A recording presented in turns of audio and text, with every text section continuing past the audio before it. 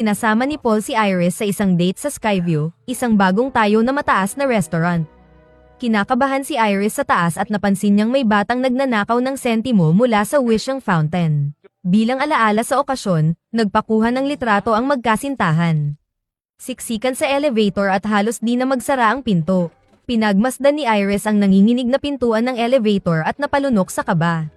Lalo siyang kinabahan dahil sinadya ng bata na yapakan ang salamin sa sahig upang takutin siya.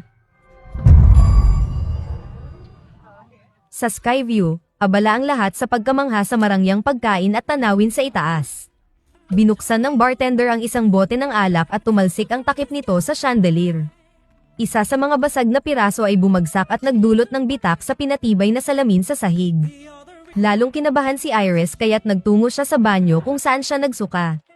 Ilang buwan na pala siyang buntis. Naroon din sa banyo ang anak ng isa sa mga singer na sinabihan ng kanyang ina na hintayin siya. Nakita ng singer si Iris at binati ito. Hindi pa nasasabi ni Iris kay Paul ang tungkol sa pagbubuntis niya at natatakot siya sa magiging reaksyon nito, ngunit hinimok siya ng singer na hanapin ang kanyang kaligayahan. Pagkatapos dinala ni Paul si Iris sa observation deck at doon siya nag-propose. Nang sabihin ni Iris na buntis siya, labis ang tuwa ni Paul at tinanggap ni Iris ang alok. Habang nangyayari ito, ang batang pasaway mula kanina ay naghagis ng barya mula sa itaas. Sa eksaktong sandali rin iyon, may kakaibang bugso ng hangin na nagpalipad sa barya papasok sa air shaft ng gusali. Nagdiwang sina Iris at Paul ng kanilang engagement sa pamamagitan ng pagsayaw sa salaming dance floor kasama ang iba pang mga bisita.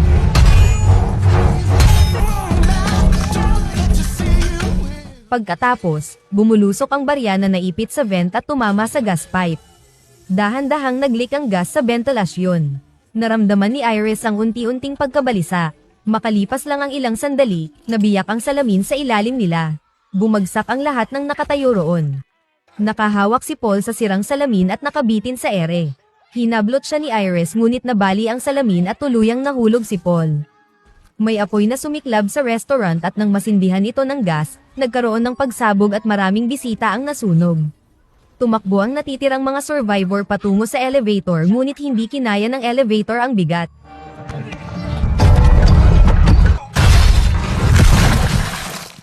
Sa itaas, naghahanap ng ibang daan ang mga natira. Napansin ni Iris na parang gumugulong ang lahat sa iisang direksyon. Ang buong plataporma ay tumagilid. Muntik nang mahulog ang mga tao buti na lang at may makapal na salamin sa dulo. Ngunit nang akala'y tapos na ang sakuna,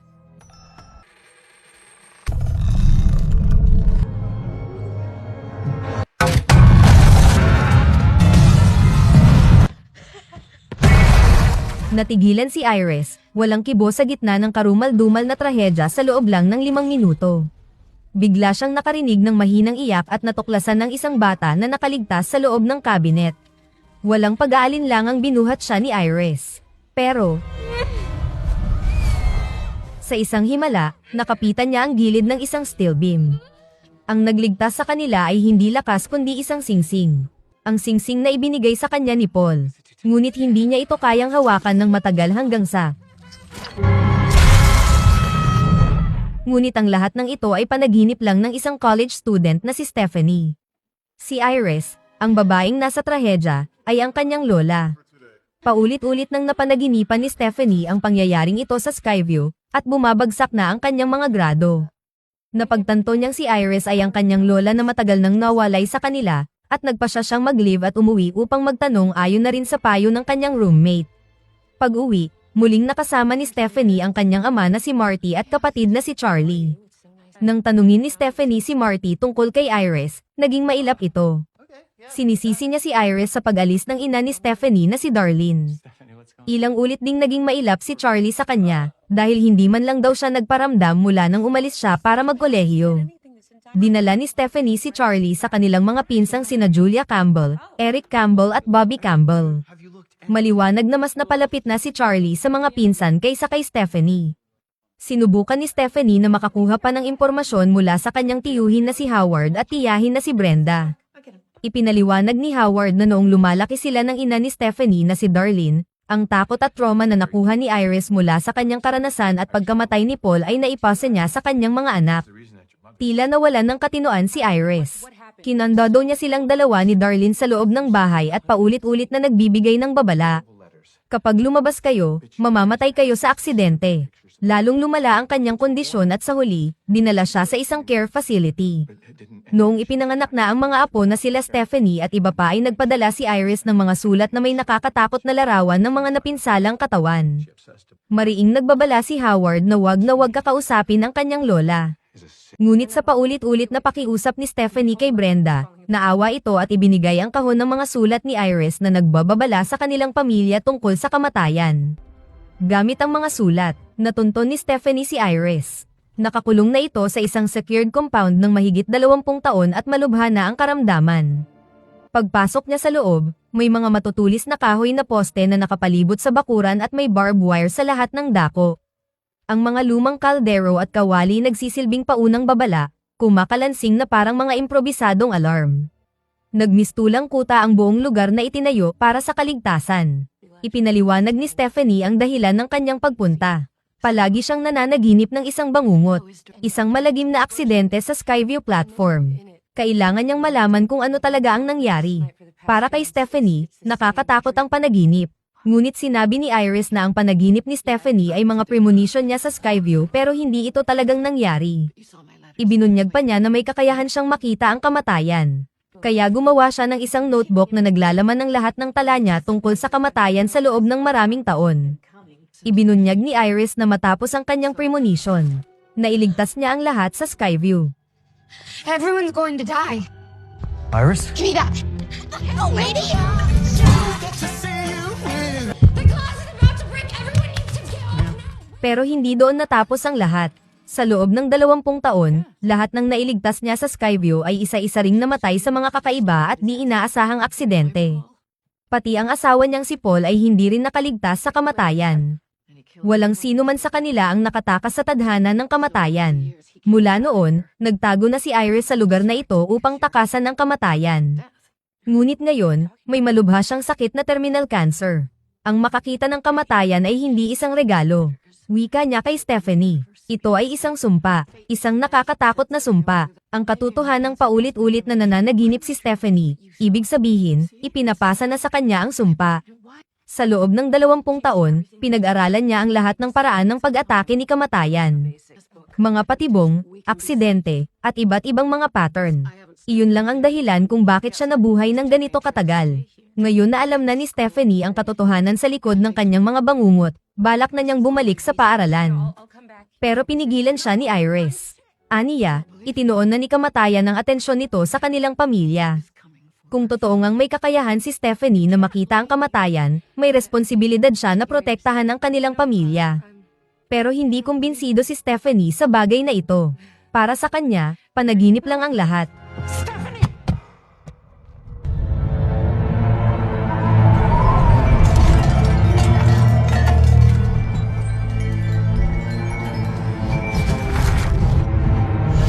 Alam ni Iris na sa oras na lumabas siya, kukunin na siya ni kamatayan. Pero sinadya niya pa ring maglakad upang ibigay kay Stephanie ang notebook na ginawa niya. Sinabi niya na lahat ng paraan para protektahan ang kanilang pamilya mula sa kamatayan ay nakasulat sa notebook na ito. Pagkatapos, pumatras si Iris. Handang patunayan na hindi siya baliw at totoo ang lahat ng sinasabi niya. Seeing is believing. Sa libing ni Iris, dumating ang ina ni Stephanie na si Darlene na ngayon ay nakatira na lamang sa RV at palipat-lipat sa mga trailer park. Galit si Stephanie sa kanyang ina dahil iniwan sila nito noong bata pa sila. Hinarap din siya ni Charlie dahil ginawa raw ni Stephanie ang parehong bagay nang umalis siya para sa kolehiyo. Nagdaos ng memorial barbecue ang pamilyang Campbell at dumalo rin si Darlene. Hinikayat siya ni Howard na manatili na sa bahay nila, ngunit tumanggi ito. Tinipon ni Howard ang lahat upang mag-toast at sabihing pahalagahan ang bawat sandali habang meron pa. Sunod-sunod na aksidente ang nangyari sa barbecue. Muntik nang masunog si Eric dahil sa depektibong tangke ng gas. Mayroong kalaykay sa ilalim ng trampoline na tinatalunan ni Bobby at may nabasag na bubog sa isang inumin. Napansin ni Darlene ang kalaykay at inalis ito, ngunit isang bote ng inumin ang natumba at nagdulot ng pag-e-inflate ng hose. Habang nangyayari ito, sa bahay nila, Sinimulan ni Stephanie na tingnan ang notebook ni Iris at nagsimulang maramdaman ang presensya ng kamatayan. Isang bugso ng hangin ang nagpatumba ng isang portrait ng pamilya, at may isang piraso ng salamin na tumama sa sahig sa harap niya. Napagtanto ni Stephanie na may panganib at dali-daling nagtungo sa barbecue. Dumating siya, pero huli na. Napunit ang trampoline habang naroon si Bobby, at nahulog ang baso na may piraso ng bubog. Nataon namang naapakan ito ni Howard kaya't bumaon ito sa kanyang paa. I'm okay.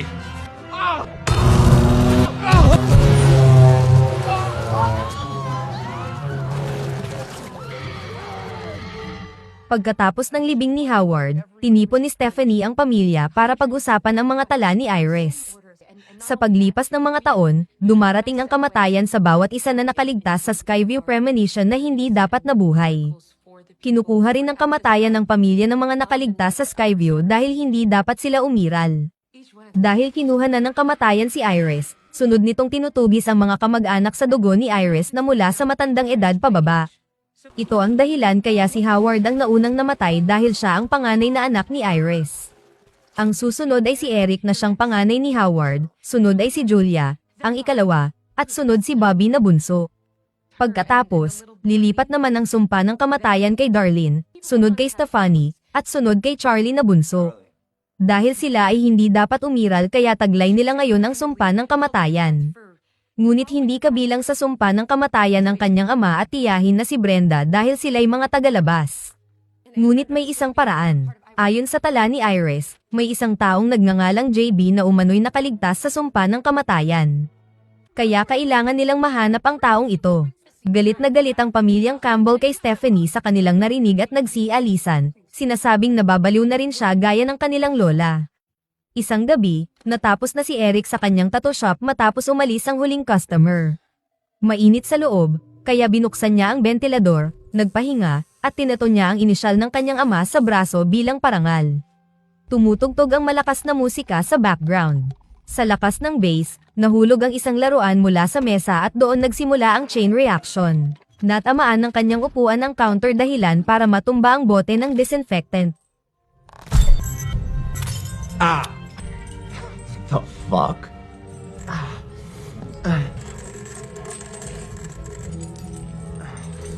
Come on. Ow! Ow!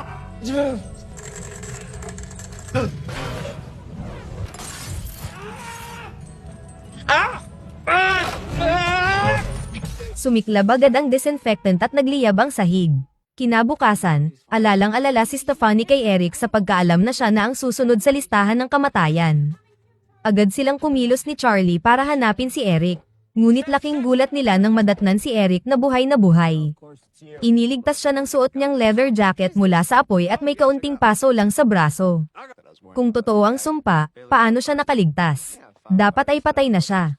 Sinubukan siyang babalaan ni Stephanie tungkol sa kamatayan, ngunit kinutya siya nito, kahit pamuntik na siyang masagasaan ng ambulansya. Pagkatapos, sinabi ni Julia kay Stephanie na tantanan na sila. Ngunit isang sunod-sunod na pangyayari ang naganap. May mga batang naglaro ng soccer at tinamaan si Julia sa ulo ng bola, dahilan para mahulog siya sa basurahan. Habang sinusubukang iligtas siya ni Stephanie kasama sina Charlie at Eric na humahabol sa truck, huli na ang lahat at nadurog ang ulo ni Julia sa compactor. Dahil sa pangyayaring ito, doon pa lamang naniwala ang pamilya kay Stephanie. Sa gitna ng kalituhan ni Stephanie sa pagkakasunod-sunod ng kamatayan, inamin ni Brenda ang katotohanan na hindi siya tunay na anak ni Howard. Ito ang dahilan kung bakit hindi siya kasama sa sumpa. At dahil dito, si Bobby na ngayon ang susunod. Nagpasya sina Stephanie, Charlie, Darlene, at Bobby na hanapin si JB na nagtatrabaho sa ospital. Sumama rin si Eric para bantayan si Bobby. Sa biyahe, nagsimulang magkaayos sina Stephanie at Darlene. Pagdating sa ospital, nalaman nilang si JB ay si William John Bloodworth, anak ng mga awit na iniligtas ni Iris sa Skyview Premonition. Sa paglipas ng mga taon, naging magkaibigan sila ni Iris at nagtulungan sa pananaliksik tungkol sa kamatayan. Ipinaliwanag niya sa pamilya ang mga patakaran ng listahan ng kamatayan at kung paano ito matatakasan. Maaari kang pumatay ng iba para kunin ang natitirang buhay nila, o mamatay at muling buhayin. Sinabi rin niyang dahil patay na si Iris at may cancer siya, alam niyang malapit na rin ang oras niya. Nagretiro si Bloodworth sa trabaho, nagpaalam sa pamilya, at hiniling na sulitin ang nalalabing buhay nila. Habang nag-uusap sina Stephanie, Charlie, at Darlene tungkol sa susunod nilang hakbang, nagpasya sina Eric at Bobby na gumawa ng sarili nilang plano. Matapos pag-usapan at tanggihan ang ideya ng pagpatay sa isang sanggol, naisip ni Eric na isailalim si Bobby sa kanyang matinding allergy sa peanut para mamatay pansamantala at buhayin sa ospital. Sinubukan ni Eric na kumuha ng peanut butter cups mula sa vending machine, ngunit nagkaaberya ito. Binugbog niya ang salamin upang makuha ang peanut. Pagkatapos, pumasok ang magkapatid sa isang MRI room at hindi sinasadyang napaandar nila ang makina. Pagkakain ni Bobby ng peanut, tila walang nangyari. Pero ilang sandali lang ay umepekto na rin ang kanyang allergy sa peanut at halos hindi siya makahinga. Sa sandaling ito ay naging aktibo ang magnetic field ng MRI at kinaladkad ang lahat ng piercings mula sa katawan ni Eric.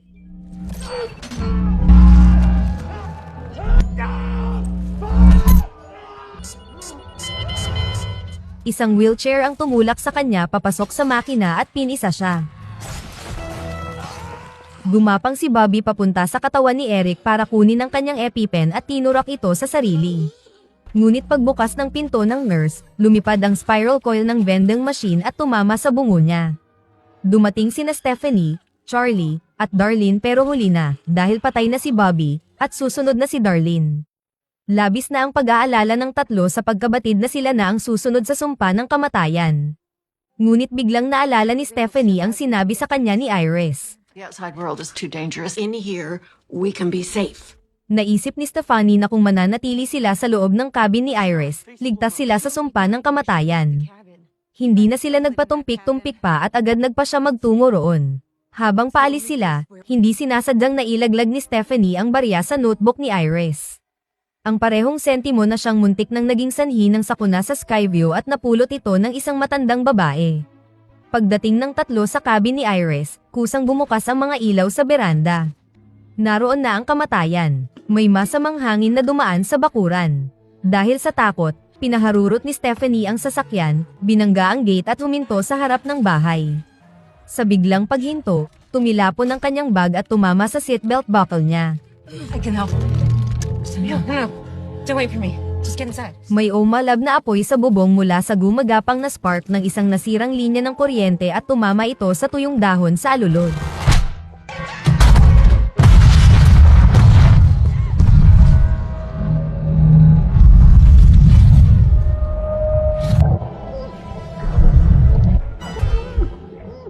Samantala, naipit si Charlie sa mga bumagsak na debris. May poste ng kuryente sa itaas niya na malapit na ring bumagsak. Kahit sugatan, gumapang ang kanilang ina, inalis ang mga tabla kay Charlie gamit ang huling lakas niya. I'm gonna stay alive as long as...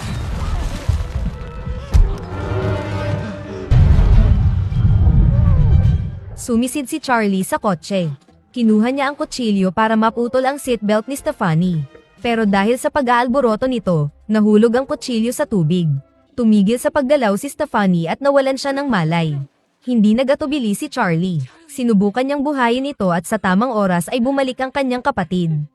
Sa teknikalidad, namatay si Stephanie at dahil doon, nakatakas siya sa sumpa ng kamatayan, ayon sa pinahayag ni JB na natatanging paraan para takasan ang sumpa ni kamatayan.